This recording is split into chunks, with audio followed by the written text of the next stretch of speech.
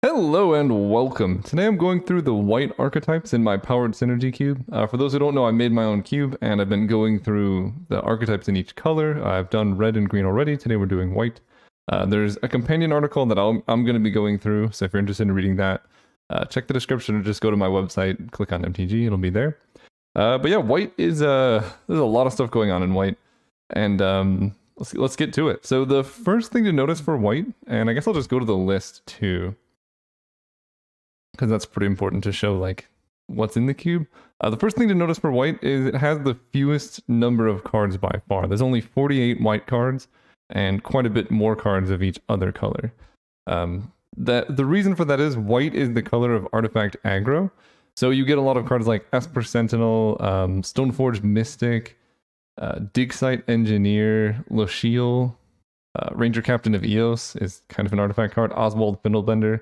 You get all of these white support cards like Tashar as well, Auroch Salvagers, just a bunch of different things that are in white that encourage you to move into artifacts. So even though white has fewer cards, it is the supporting color for the artifact deck. So things like Arcbound Ravager, Zabaz the Glimmer Wasp, Vault Scourge, Signal Pest, Ginger Brute, Walking Ballista.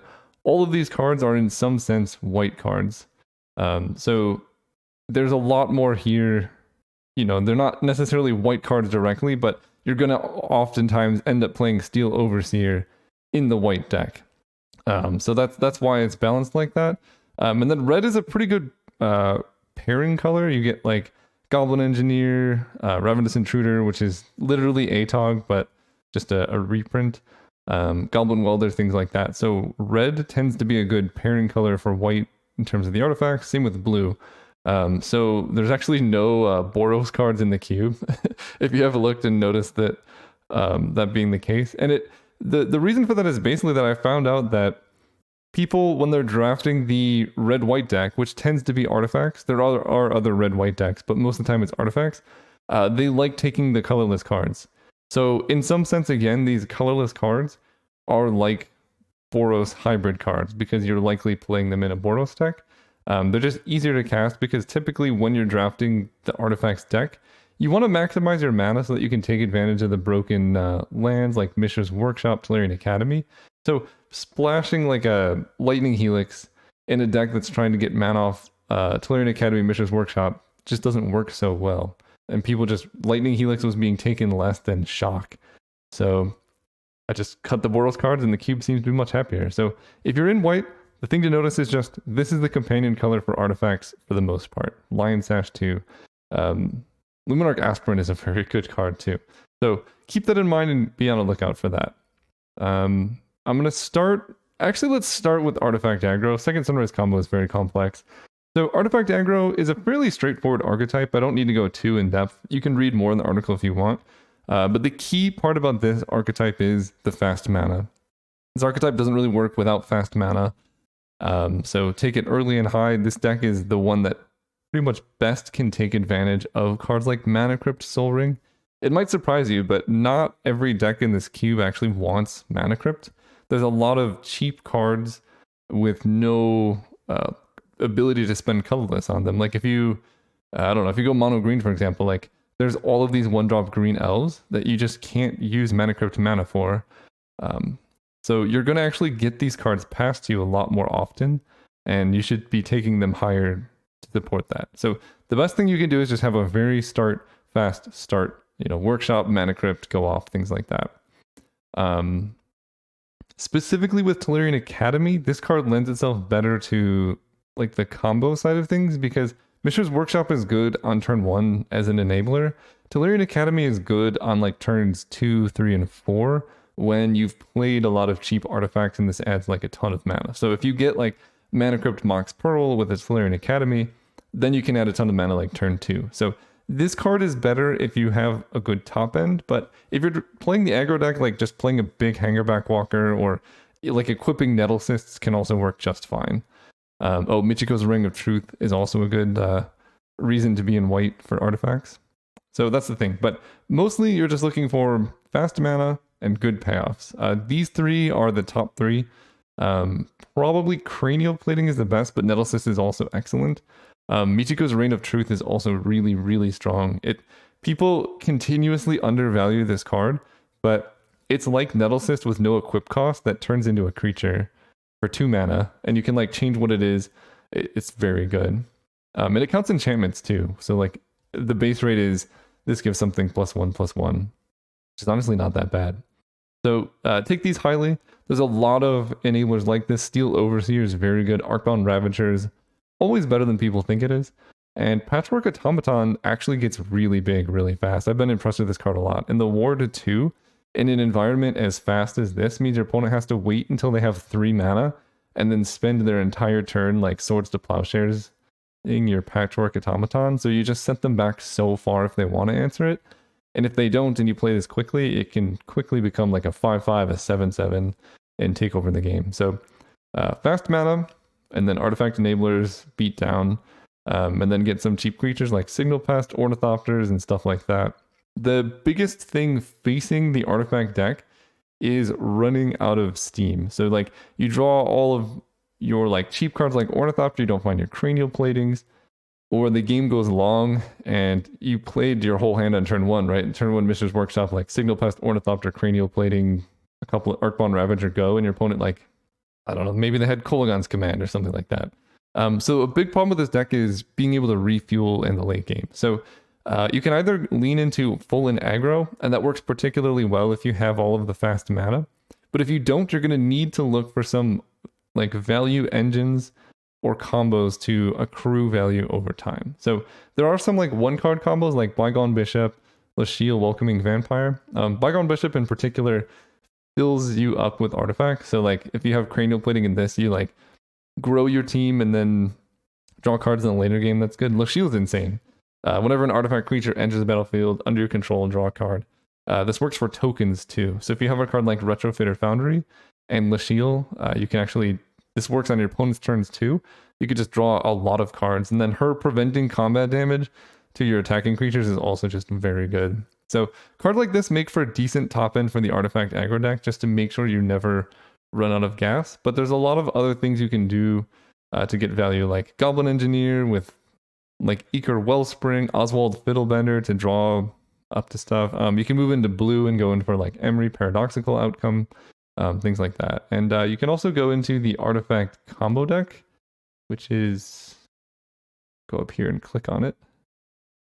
Yeah, you can lean into this stuff too as your top end, where you're like part aggressive and then you just run like Tishar, Kirkland Ironworks, Strap Trawler at the top end. And that's a very good way to make sure you have a good early game and a strong late game.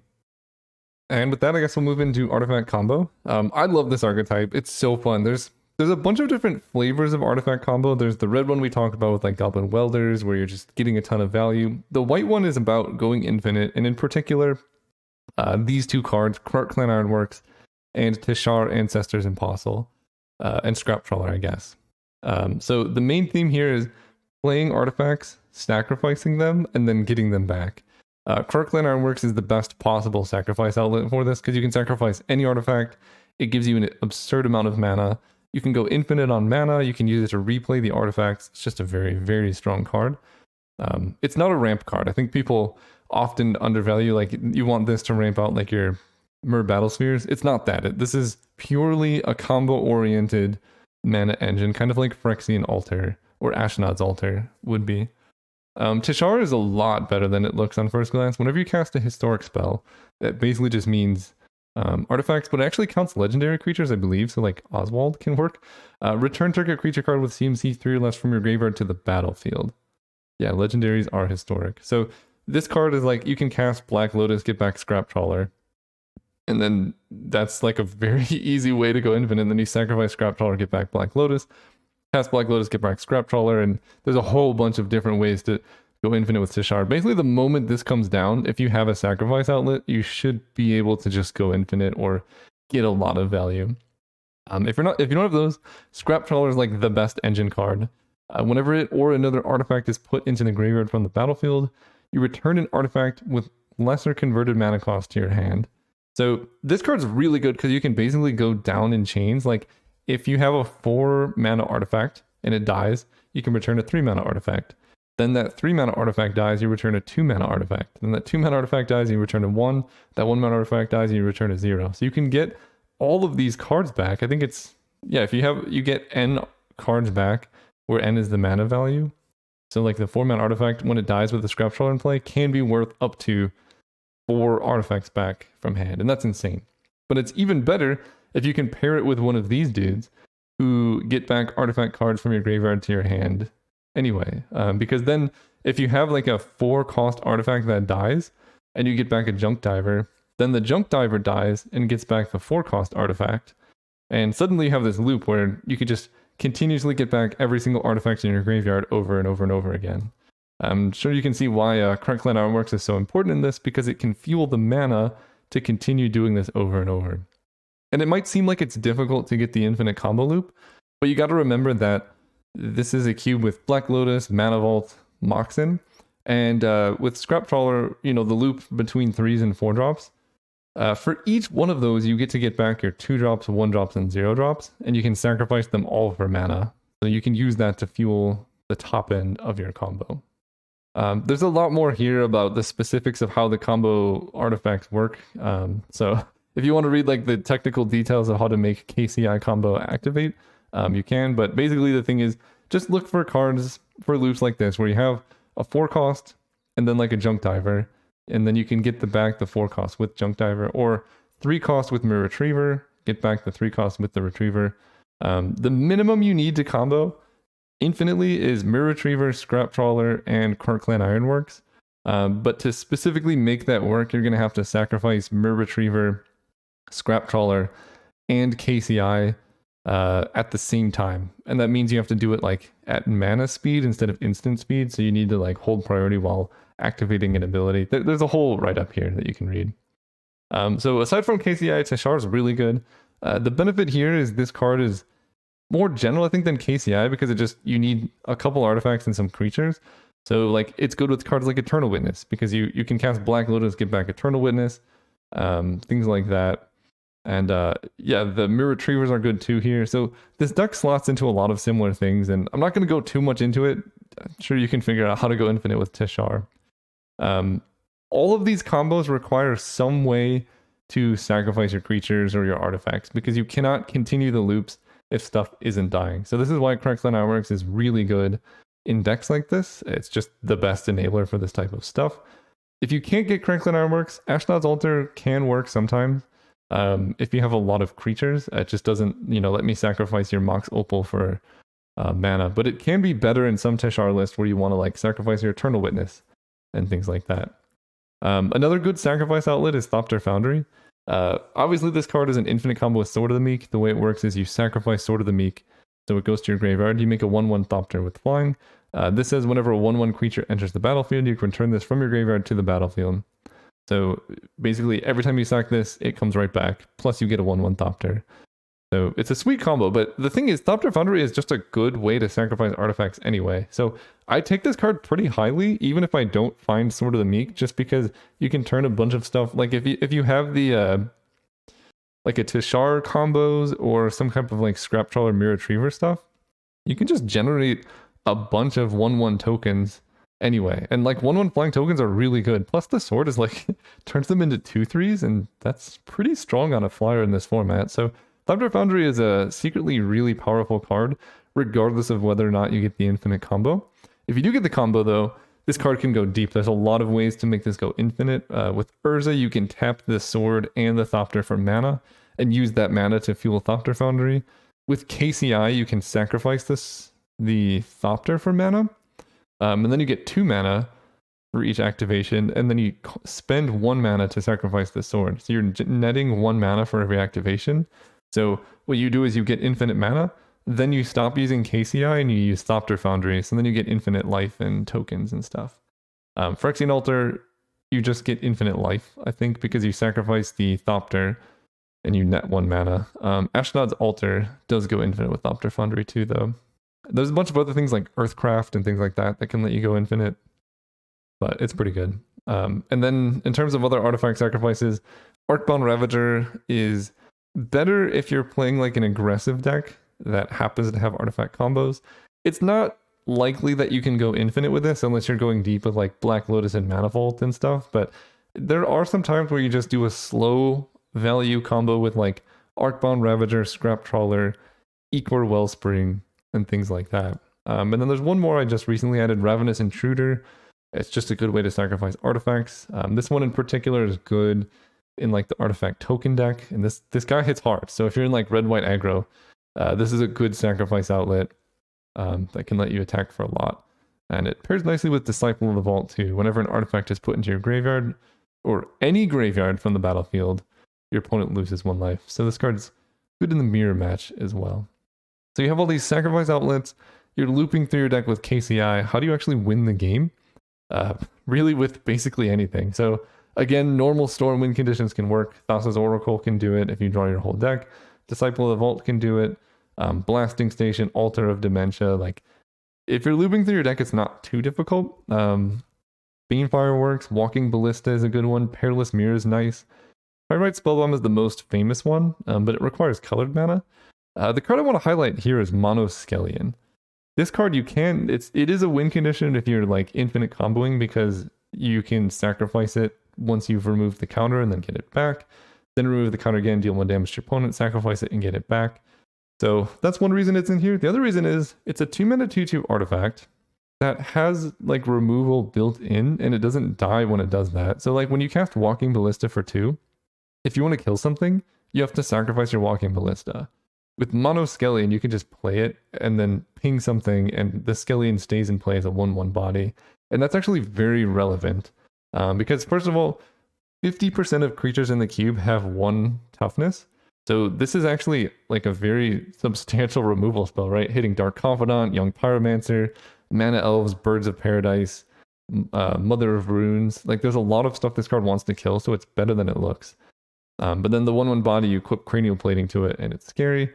There's a lot of ways to put counters on Monoskellion, like Luminarch Aspirant puts counters on it. There's Steel Overseer does too. So this card is pretty good. Obviously, it's typically worse than Walking Ballista, but that's a high bar to set. Oswald Fiddlebender is an excellent Magic card because he can single-handedly fetch up this Scrap Trawler combo loops where you play Oswald Fiddlebender, you sacrifice a 2-drop to get, or a 1-drop to get a Myr Retriever. You sacrifice your Myr Retriever to get a Scrap Trawler, and then suddenly you have Scrap Trawler, Myr Retriever in play. If you can find a 3-drop or get Myr Retriever back into play and sacrifice Scrap Trawler to get KCI, actually, yeah, that works. You sacrifice Scrap Trawler, get KCI. When Scrap Trawler dies, you get back Myr Retriever, and now you have KCI, Scrap Trawler, Myr Retriever, and you just go infinite. So this card can be a 1-card win condition, but you can also just use it for good value, like sacrificing Experimental Synthesizer to find Eager Wellspring, sacrifice Eager Wellspring to do other stuff. And he pairs really nicely along with the Welders with Rabbit Battery, because you can play the battery, equip it to him, he gets haste, and putting haste on this guy is so good because it puts you a full turn ahead. And then you could just sacrifice the Rabbit Battery to get a 2-drop. Same with the Welders as well. So Rabbit Battery is really good with creatures like this that want activated abilities, but it's also nice just in artifacts in general, equipping it to like a Steel Overseer. Doing this with haste is really nice. Sometimes you can steal wins with like an Arcbound Ravager with haste, Lodestone Golem, like there's a lot of good things there. Oh, Workshop Assistant is Scrapyard Recombiner is another one. It has modular too, whatever, but the ability to sacrifice any artifact to search for a construct is huge. Like, let's just go through and look at all the constructs here. This is a construct, this is a construct, this is a construct, this is a construct, this is a construct, Patchwork Automaton is a construct, Monoskellion is, Metallic Mimic is a construct, Containment Construct obviously is a construct. So there's just like a ton of constructs in this. Any of these? Oh yeah, Hangerback Walker, Memnite, Walking Ballista. So being able to 2-drop constructs is insane. The other thing worth mentioning is Metallic Mimic. Naming construct is a really strong play because there's a lot of constructs, and like getting Walking Ballista to enter with an extra counter is strong. Getting Monoskellion to enter with an extra counter is strong. So Metallic Mimic is actually a very good role player in the artifact aggro deck, as well as it's like good in elves and stuff, right? This is an elf, you play it and all your elves enter with a counter on it. Like, it hits pretty hard. And then there's like an eggs based shell. I'll talk more about that when I discuss the second Sunrise combo loops, but This card is very good with things like Black Lotus, Mishra's Bauble, Conjurer's Bauble, Tinker for Lotus Bloom, the second Sunrise out. Like you can start these eggs chains and go really deep. We have Cart Clan Ironworks, Eker Wellspring, all of that stuff. So be on the lookout for that.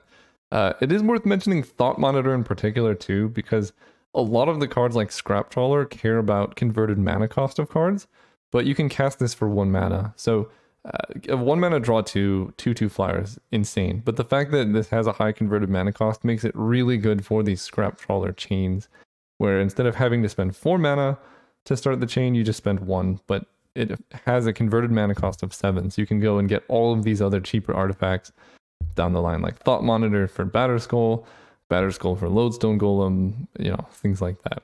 So that one's worth mentioning. All right, let's move on to the second Sunrise combos now, because we're here for it. This is one of the strangest decks in the cube. I would advise against playing this if you don't know what you're doing. But it's here mostly for fun. I think this is one of the most hit or miss archetypes. It's sort of like drafting Storm, but it's Storm that people have like no practice drafting in a limited environment. But I just wanted to see how it went. And I think like the power level is there. Making the cards like work together in your deck is something that people just don't have experience with. So we'll see how it goes. But these cards, for those who don't know, they return permanent cards in your graveyard that were put there from the battlefield.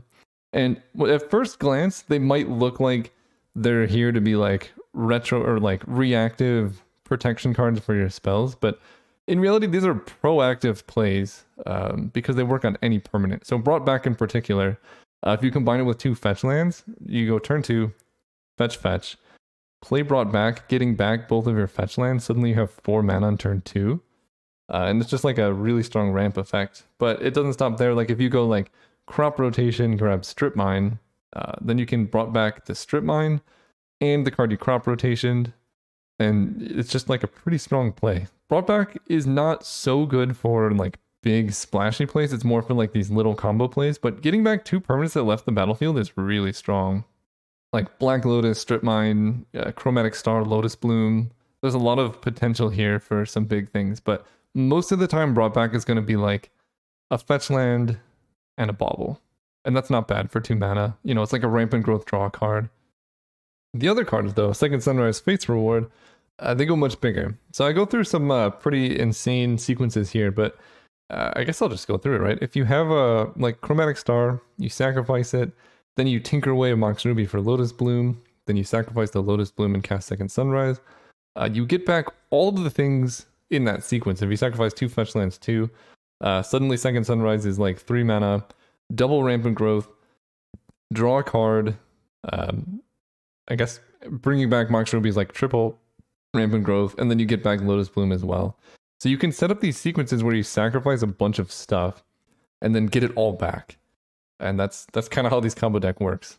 And lands are permanents too. So if you have Zurin Orb, you can sacrifice your lands to gain life and then bring back your lands. So if you have like 6 lands in play, in particular, these work additively. So if you play Brought Back earlier on in the turns or the game, this can get you up to 6 lands on turn 4.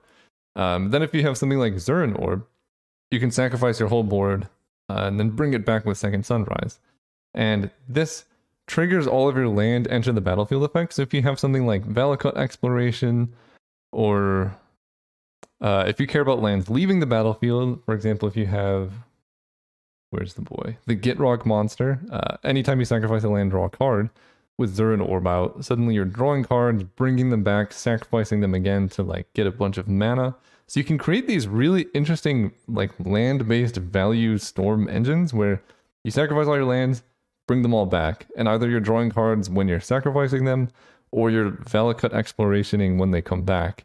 But either way, it's a great way to get a ton of value. And if you have some fetch lands in the process, you can sacrifice them, bring them back, and sacrifice them again. So if you started with like 6 lands, 2 of which are fetch lands, you sack 2 fetch lands to get 2 lands, then you sacrifice all 6 lands to Zurin Orb, then you cast Fate's Reward. You're going to get back the 6 lands you sacrificed and the 2 fetch lands, so now you have 8 lands in play.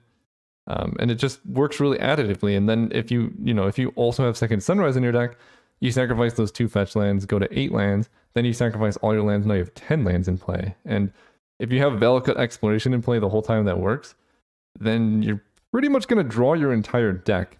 And if you get down to Conjurer's Bauble, this card sacrifices to put a card on top of your library, and then you draw a card. So if you Conjurer's Bauble back Second Sunrise, for example, you're going to draw the card. It's going to be the only card in your library, so you put Second Sunrise on top. Then you cast Second Sunrise. Conjurer's Bauble left the battlefield, so you get Conjurer's Bauble back into play, and you could just keep looping Second Sunrise, Conjurer's Bauble back and forth, and there's like a million different ways you can win. So there's a land-based deck there. You can also do it with creatures, things like Phyrexian Altar, Blood Artist, Goblin Bombardment, Viscera Seer. Sacrifice your whole team, get him back, win the game that way. Rally the Ancestors works pretty well in this case too. So there's a lot of different things you can do with these cards. The easiest way to go infinite with this is with Dual Caster Mage and something like Goblin Bombardment, any sacrifice outlet. The way it works is you cast Brought Back. In response, you flash in Dual Caster Mage targeting Brought Back. Then you sacrifice the Dual Caster Mage to like Goblin Bombardment. Then you let Dual Caster Mage trigger Resolve. That creates a copy of Brought Back. You use the copy of Brought Back to bring back Dual Caster Mage. And there's still going to be the original copy of Brought Back on the stack, so that when Dual Caster Mage comes back, it copies Brought Back, then you sacrifice it to the Bombardment, and you just go off that way. And this works with Brought Back, Second Sunrise, Facial Ward, any of those, and any sacrifice outlet. It's actually a pretty robust combo, and you only need 5 mana to start it, so it's a good one. This also works with Sevinne's Reclamation too. In fact, you can do the entire thing from the graveyard, where you cast Sevinne's Reclamation from your graveyard, targeting something, and then you let the second copy of it target Dual Caster Mage, and then this will bring back Dual Caster Mage from your graveyard with Sevinne's Reclamation on the stack. Dual Caster Mage copies Sevinne's Reclamation, you sacrifice Dual Caster Mage, and then it comes back, make a copy of the Reclamation. So you know this works with this too. So there's actually Dual Caster Mage is a pretty cool combo piece. There are other enablers for Second Sunrise, like Eternal Witness. When this enters the battlefield, you return a card from your graveyard to your hand. You can get back Second Sunrise. So if you have a way to sacrifice Eternal Witness, you could just loop these Second Sunrises over and over.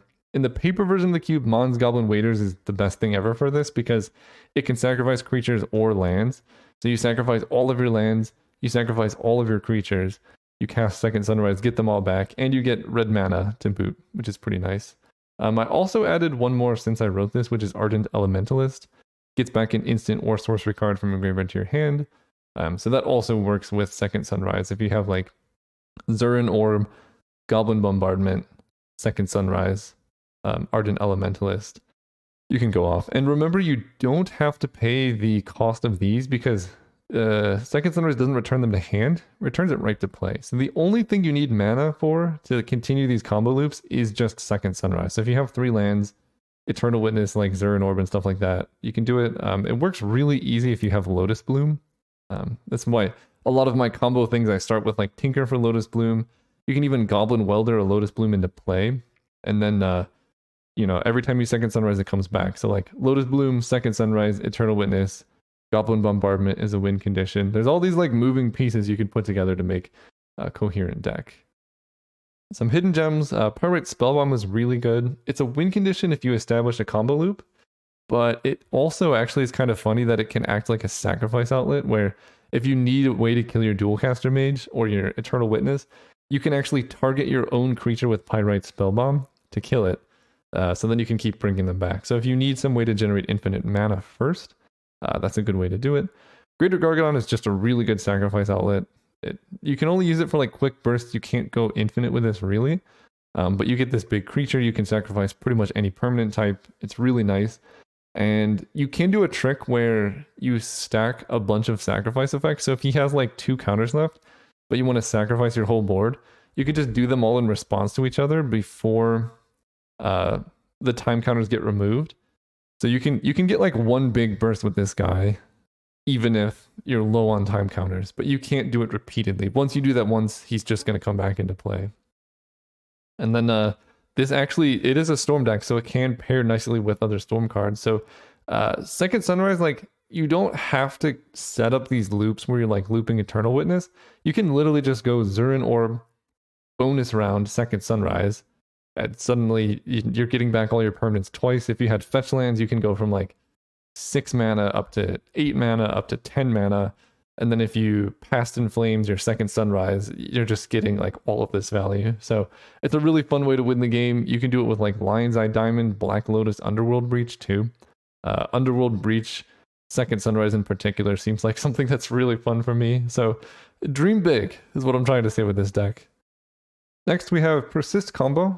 This one is, I think, pretty self-explanatory. Persist as a mechanic says, whenever this creature is put into a graveyard from play, if it had no -1/-1 counters on it, return it to play with a -1/-1 counter on it.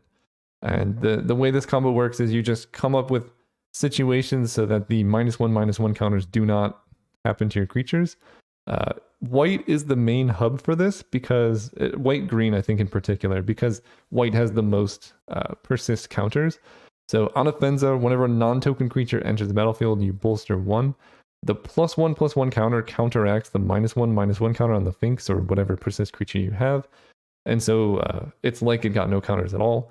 Vizier of Remedies actually just prevents those counters from being added in the first place. So if you have either of these in play with a creature that has persist, you can just sacrifice it infinitely and it will just continue coming back forever.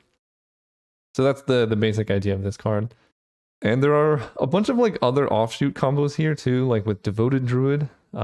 This puts a counter on it to untap, and if you activate the untap ability with Vizier of Remedies specifically, you will get 1 fewer -1/-1 counters. So Devoted Druid, Vizier of Remedies is infinite mana, but it doesn't work with Malira or anything else. It's specifically Vizier of Remedies. So people always think Malira Devoted Druid works. It does not. It is only Devoted Druid, Vizier of Remedies. But these are two of the other persist combo enablers. Metallic Mimic is a card that is, I think, very underrated. But you just name the creature type of whatever persist creature you have. So like with Finks, you would name Oof. And then anytime an Oof comes into play, it gets a +1/+1 counter, which counteracts the persist.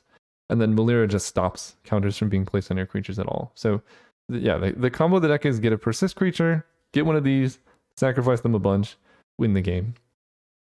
Putrid Goblin is another great one that, you can play Metallic Mimic, Putrid Goblin in your zombies list, and then you just have this infinite combo hiding in your deck somewhere.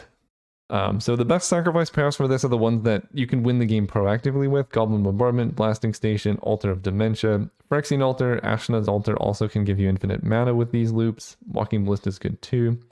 Unfortunately, Tortured Existence is not in the cube anymore, so I guess I need to update this.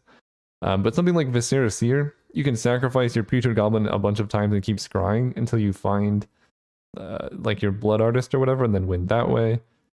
Survival of the Fittest and Rally the Ancestors can give you... actually, that's pretty strong. Survival of the Fittest, you can just fill your graveyard with creatures, and then Rally the Ancestors, get them all back. And if you get back like Viscera Seer, Blood Artist, Metallic Mimic on Offensa, you can go off. So yeah, Survival of the Fittest in these decks can be pretty good. Yeah, Rally the Ancestors I like. So yeah, it's pretty straightforward. You just assemble Persist Creature, Persist Enabler, Sacrifice Outlet, or kind of work around like Viscera Seer and Blood Artist to act like a Goblin Bombardment. And then you get failsafes like Rally the Ancestors and things like that to make sure you don't die.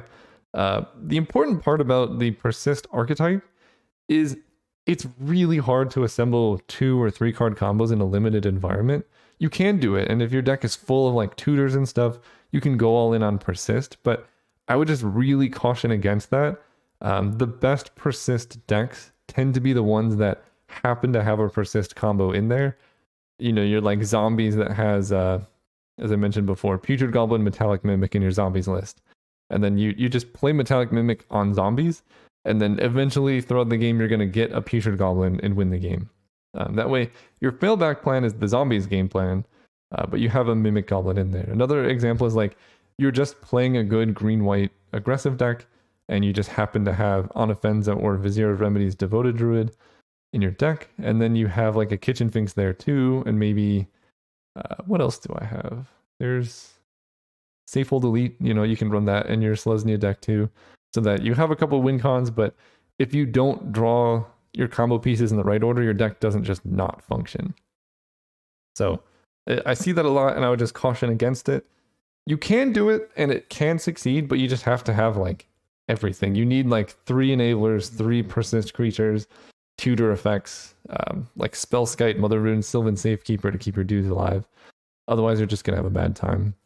So yeah, have a fallback plan and get ways to protect your creatures. Vizier Remedies is so easy to kill. So you can like have the whole combo set up, but the interaction in this cube is very good. So if someone just like bolts your Vizier, you're out of luck. So if you're going to set it up, Sylvan Safekeeper is like the best one to protect your dudes because they'd have to have like as many removal spells as you have lands in play to stop you. Spellskite's the next best because it's actually pretty hard to kill a 4 toughness creature. So if they have like a lightning bolt or a shock, they need a shock Spellskite twice and then kill your Vizier. So that's quite safe. And then Mother Rune's also just an excellent card. So stocking up on these type of effects can make it so much more likely you can win with this. And then tutors. Fiend Artisan is very underrated. This card, it gives you a failsafe because this becomes like a 7/7 or an 8/8 creature. But it also tutors up the combo pieces you need very easily. But Diabolic Intent, Vampiric Tutor do too.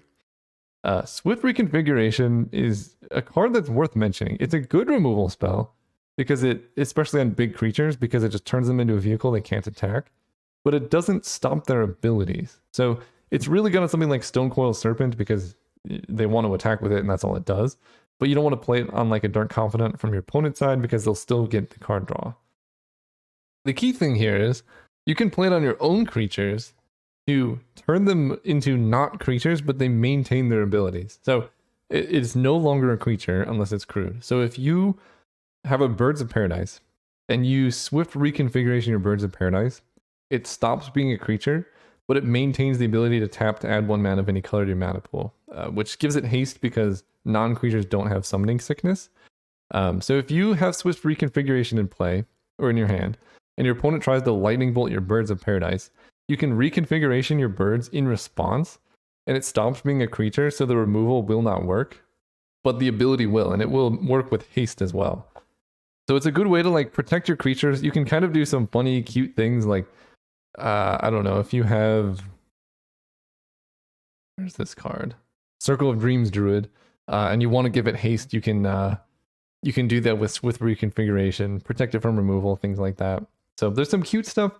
The key combo here is with Devoted Druid, because if it's not a creature, it doesn't die to having a bunch of -1/-1 counters on it.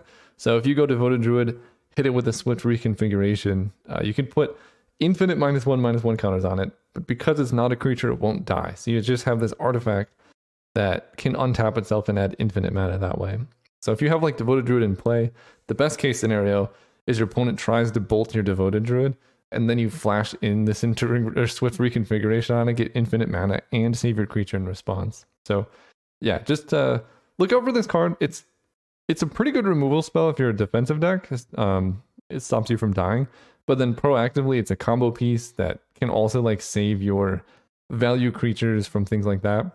In particular, I mentioned this in the Persist combos because you can cast it on something like a Melira, Metallic Mimic, on Offense, or Vizier of Remedies in response to removal, so that they can no longer kill your combo piece. So you can set it up so you just get this like artifact in play with the static effect of Melira, and they can't bolt it. So if you have this in hand, you can protect your creatures with it as well. So it's just a cool card overall. All right, we're getting to the end of the archetypes here. White is full of stuff in this cube, which is surprising considering it's like the smallest color. But anyway, Blink, similar to Persist, Blink is not a deck that you can be like, I'm all in on the Blink deck. I think Blink is a good sub package that slots into a lot of things. It's some really good value, but there's no like game ending Blink plays. It's just you get value and then you use that value to fuel your disruption, your removals, your counter spells to take over the game. You can do some things like Blink Blade Splicer a bunch, but for the most part, you're going to be like Soul Herdering a Spirited Companion to draw some cards. And then you use those cards to like Swords to Plowshares, counterspell, remand your opponent's stuff until you attack with this giant Soul Herder for the win. So yeah, just think of Blink as like a sub-theme, similar to you would Persist. Don't go all in on that unless, you know, the stars align and you get the perfect Blink deck. Just think of it as like good value in a blue-white deck that you can use to fuel your removal. So the important thing for a Blink deck is have disruption. Because you're drawing all of these cards, right? Spirited Companion, Soul Herder, Yorion, Ephemerate, you're like Eternal Witness, things like that. The best way to take advantage of that is with cheap removal. So like Source of Plowshares, Daze, Force of Will. There's so much good removal here. Mana Tithe, March of Otherworldly Light, Prismatic Ending, Sunlions. Like there's a bunch of different things you can be doing in blue-white that's disruptive, or green. So take that. Creatures that are disruptive as well are really valuable. So like Vendilion Click, Solitude, Masked Vandal. I would take these cards very, very highly because they're creatures you can play to disrupt your opponent, and then you can keep blinking them to go off with that. So that's my 2 cents. You want removal in your blink decks because the best thing you could be doing with all the card draw is disrupting your opponent so you can win with like a Yorion or whatever. There are some ways to combo this into infinite decks. If you have an infinite combo in your deck, suddenly you don't need as much removal because the blink deck's drawing you into things. So if you saw my green archetype, there's like a Glimpse of Nature deck. Yeah, Glimpse of Nature, whenever you play a creature spell, draw a card. So if you have like Glimpse of Nature, Allurin, Intruder Alarm, a bunch of Birds of Paradise, and then you just happen to have like Soul Herder, Spirited Companion as a way to get value in that deck, then you can go all in, and I think that's fine. If you have a combo finish, it's great. You know, if you have like Allurin, Shrieking Drake, that's a blue creature. Whenever it enters the battlefield, return a creature to hand, you get Infinite Storm, then you can Brain Freeze them. Then you can go all into Blink, totally fine. But it's like the mid-rangey Blink decks that just get to draw a bunch of cards that can get you into trouble. So like I say, just have a game plan of how your deck's going to win. If you can go over the top of other decks easily with the combo, go all into that. It's fine. You still should have some removal. But if you can't go over the top of another deck, you need to be able to stop them then. And that's where you want removal. So there's a bunch of different directions you can go with Blink. That's one of them. Cards like Skyclave Apparition, very good in that deck too. It is, again, disruption and a creature, so you can keep getting value off of this. Blade Splasher is good too. Just gets value. So that's one option. Ninjas can slot into this deck too because you have all these creatures with good enter the battlefield effects, and you're also incentivized to want this removal. So Esper Ninjas, or even like everything but red ninjas, is a pretty solid archetype. You don't really run too many ninjas, right? You could just have like a Moon Circuit Hacker, Ninja the D-Powers and stuff, but you're going to be running Thieving Skydiver, Vendilion Click, Solitude, Masked Vandal, all of these really good enter the battlefield effects, Snapcaster Mage.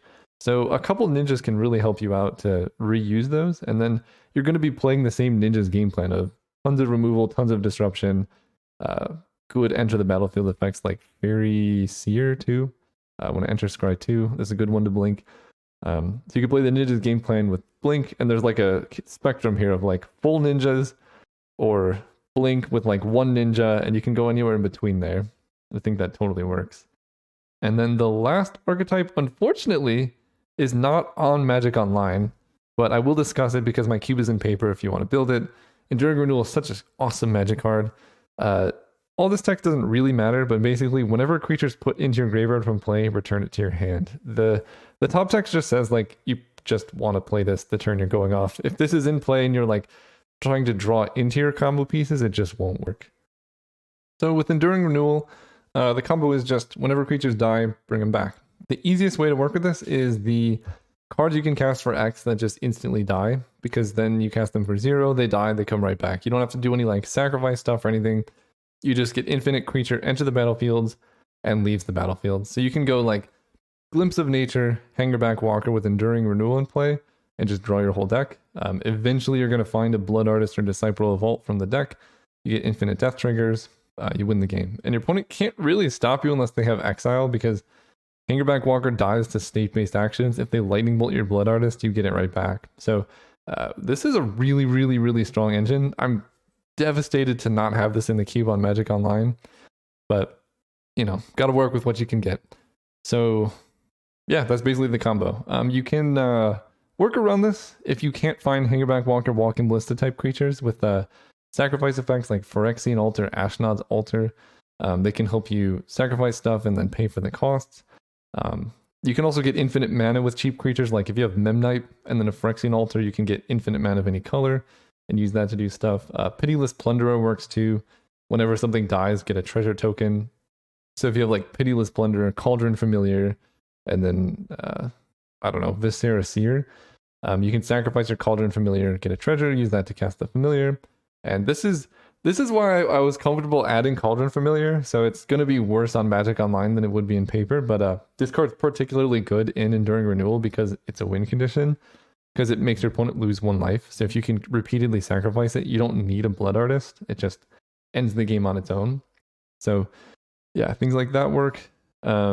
This deck slots really well into colorless because you can do it with like Krark-Clan Ironworks. Perilous Mirror is another win condition there, or Scrap Trawler.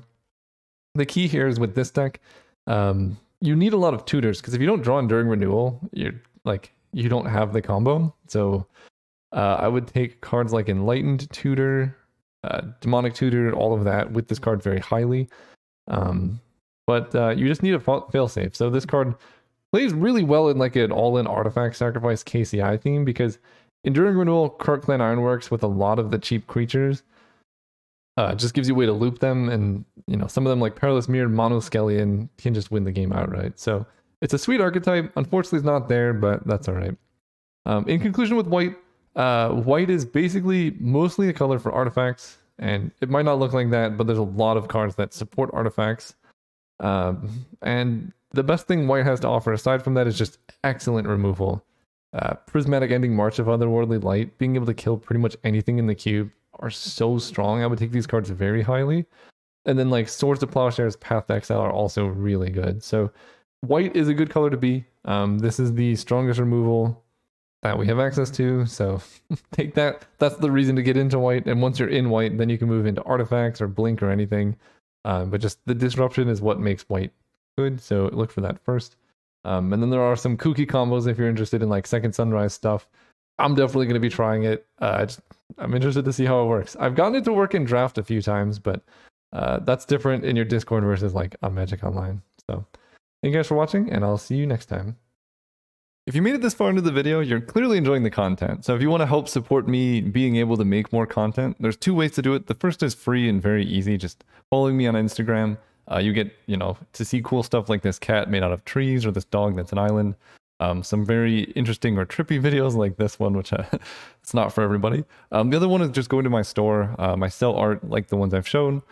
So there's a lot of cool stuff there. You can shop the collections and see things like this. I'm selling t-shirts. And I would really appreciate it. Thank you.